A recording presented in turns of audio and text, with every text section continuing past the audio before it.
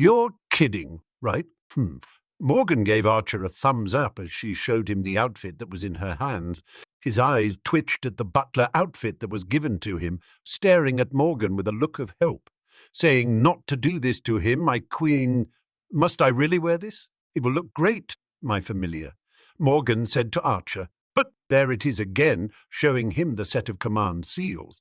Seeing as they began to glow as he sighed in defeat. Why wasn't he summoned by Saber? He wanted to cry. He got summoned by her twisted sister instead. Life is not fair. Then again, he's not sure how he'll cope. Are you happy now? Perfect. This world's Morgan Lefay. Sure is weird. Archer sweats as his master got in front of him, inspecting him from each angle. It's not too tight or small, right? Morgan asked with concern, looking at his hair as she then frowned, messing his hair around as she nodded with approval when his hair was down. No, it's fine, Archer said with closed eyes, crossing his arms with a frown, looking at his gloved hands with a bit of surprise. The outfit doesn't feel too bad. But did you really have to take my armor away, clothes from me? Come now. I only asked a few of the maids to wash it for you. Surely they must have been quite unwashed for a long time. Morgan said. Well, it's not like it'll matter if they're washed or not. They'll get stained in blood again, anyway, Archer said. Stained in blood again? Morgan asked. It's nothing. Archer said. Though there is one thing that's missing, Morgan said with a frown. What's that? Given that you're my familiar, I'll have to let everyone know that you belong to me. How shall I let those who you come across know? Morgan asked. I'm not property, Archer said, though think to it now, he's already property due to his eternal contract with the world. You are now fools. Archer felt a collar he put on his neck, wincing as he tried getting it off, but to his disappointment, nothing budged. Hey, don't you think this extreme? Archer asked with a blush. Seriously, whatever dignity he had as a man is slowly being lost. Now you'll be known as my property. She's stunned. Do you dislike it? Of course I do. This ruins any dignity I had. Archer mumbled with a frown. Looking down at the collar, he was afraid to even know what it says. You should be proud. Anyone who wears this collar shall earn respect and be praised. After all, you're the personal property of the Demon Lord. Not sure how to feel about that. Your feelings are irrelevant in the end. You must know by now that you have no choice. It's not like I ever had one, Archer said. But I guess I'll deal with it. Good. Morgan said, pleased at her familiar's words. Then let's head on.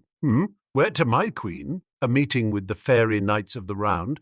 Sounds like a rip-off from your sister's own round table. Silence! How do you even know my sister has a round table? He remained silent. Archer walked through the castle halls, following Morgan as he tried his best to ignore the stares that he was receiving. This is tenser than he thought, given he's more human than monster in the end. But then again, the followers of the Demon Lord are not the monsters he expected. Demi-humans, huh? Why are they looking at me with awe? Archer whispered towards Morgan. Foo-foo, like I said, you'll earn a lot of respect and praise for being my personal familiar. Archer froze. What did you write in this collar? Archer looked at Morgan with a squinted gaze. Ara, I've been found out. Property of Morgan Lefay. Beautiful, isn't it? Morgan asked. Archer judged his master silently, deciding not to question her methods. Besides, no matter what, he shall learn not to make her mad. The amount of mana she possesses is insane, and you can feel her power throughout the entire castle. She truly is worthy of the title of the Demon Lord. The sound of the doors opening was made, entering the room with Morgan as Archer looked around the room. A meeting room? This is where I gather my knights after all. Truly copying your sister. I did it first. Morgan yelled at Archer. All right, my apologies. There was no point in arguing. If I may ask, is there a reason the two of you went to war? You just told me the two of you were in an onslaught, endless battle, but never explained why. Yes, I suppose I never gave you an answer, Morgan said quietly, closing her eyes as she took a deep breath. The reason is because of a fight we had long ago. Must have been a horrible one. Indeed, we fought over a stuffed teddy bear when we were kids. Atoria was happily playing around in the garden with it, and I decided to take it. After all, she should learn that her things are mine as well. That's how it's always been. The both of us share, but she did not hold her bargain, so I ripped it from her hands, and she bit me," Morgan said with a glare. Archer froze as he looked at Morgan. That's so stupid. Shatter. His mind shattered as he slumped down on one of the chairs. "I can't believe it. I expected a battle of who gets to rule over the kingdom or not, like in Britain.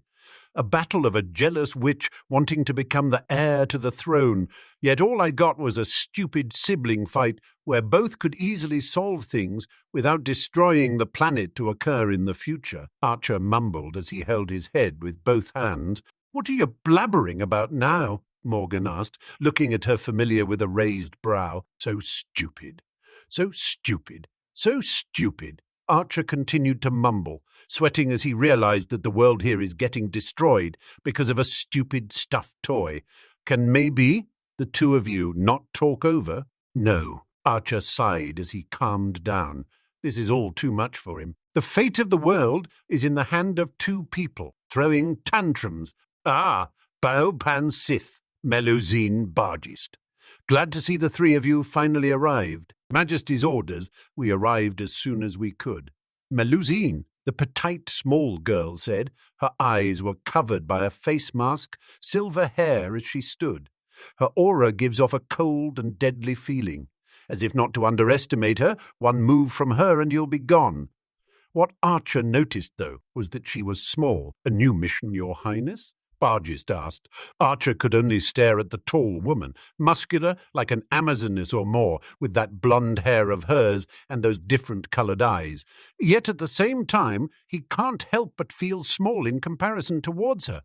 He's quite tall, but next to her, oh boy, does he think she's taller than him. Her aura was fierce and strong, a force not to be reckoned with. "What's with the butler?" Baoban pointed at Archer. The girl was fairly tall, taller than Melusine, and not too tall like Bargist, wearing a dark outfit that resembled him to someone who was in a rock band. She's quite pale, and her aura can't help but make him feel sadness coming from her. Yet at the same time, the girl gives off ignorance. The three fairy knights quickly noticed the collar on Archer's neck as they were shocked. "This is Archer, my personal familiar that I summoned from the summoning ritual. Fate gave me a hero of another world that is different than ours, you see.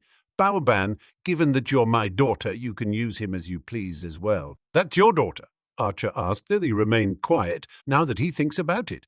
If this was her daughter, and this world is different than his, how are Knights of the Round here? Are they even related to Morgan?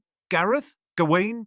Mordred? Though one thing for certain is that he was surprised when he saw Melusine and Bargist bow to him. "It's an honor to meet Her Highness familiar." Both yelled in unison, "Huh?